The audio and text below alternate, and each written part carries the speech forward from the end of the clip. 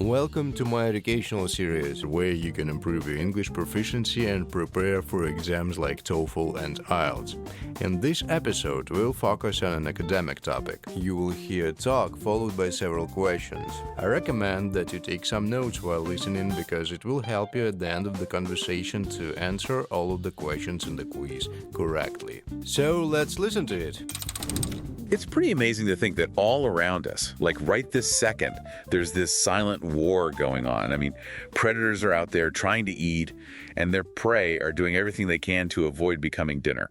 It really is a constant battle for survival. And for this deep dive, we've got a ton of information on how animals attack, how they defend themselves, all that good stuff. The goal here is to pull out some of the most fascinating and effective survival strategies out there. Right, exactly. The things that evolution has come up with.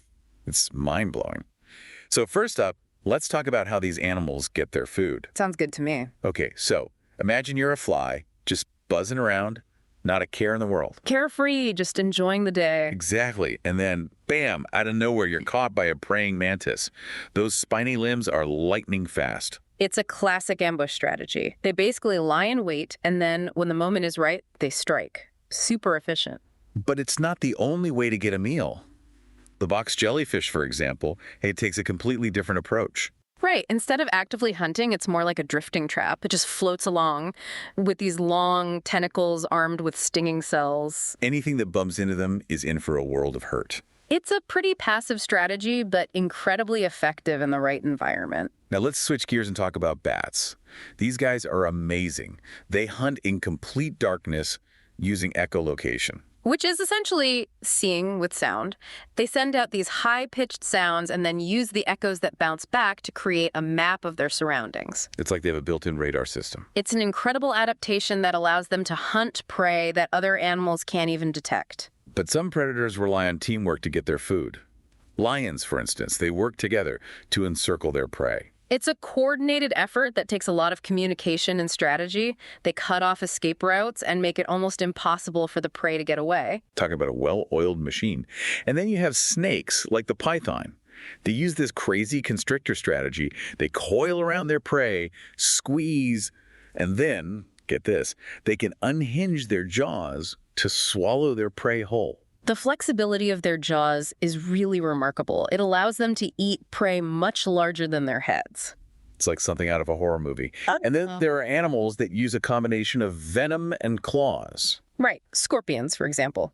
They use their claws to grab and hold their prey, and then their venom to paralyze it. It's a very effective strategy, and it can also be used for defense. So we've talked about some pretty amazing attack strategies. But what about the other side of the coin? How do animals avoid becoming someone else's lunch? Well, one of the most common strategies is camouflage. Like the mountain hare, it turns completely white in winter to blend in with the snow.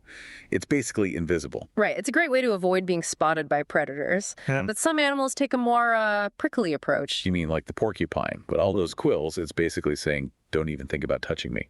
Exactly. It's a very effective deterrent. And then there are animals that rely on chemical defenses, like toads. When a toad feels threatened, it puffs itself up and secretes this poisonous substance from its skin. It's not just about tasting bad, it's about making yourself actively repulsive. And skunks, they take it to a whole other level with that incredibly potent spray. And they're remarkably accurate with it, too. They can hit a predator right in the face from several feet away. That's got to be a pretty effective way to make sure nobody messes with you. Definitely. But sometimes the best defense is a good offense. Or at least that's what the opossum seems to think. Right, playing dead. It sounds crazy, but it actually works. A lot of predators don't want to eat something that's already dead. It's a clever way to exploit a predator's natural instincts. And finally, there's safety in numbers. A big shoal of fish, for example. It's like a swirling mass of bodies. It's incredibly confusing for a predator to try to pick out a single target. It's a great way to overwhelm a predator's senses and make yourself a less appealing target. So we've seen some pretty amazing stuff today. From ambushes to traps, from sound-based hunting to coordinated attacks, and from disappearing acts to chemical warfare. The diversity of survival strategies out there is simply incredible. It really speaks to the power of evolution to come up with solutions to some of the most challenging problems in nature. It makes you wonder, out of all these adaptations, which one strikes you as the most remarkable, and why? Leave your thoughts in the comments below. Until next time, stay curious.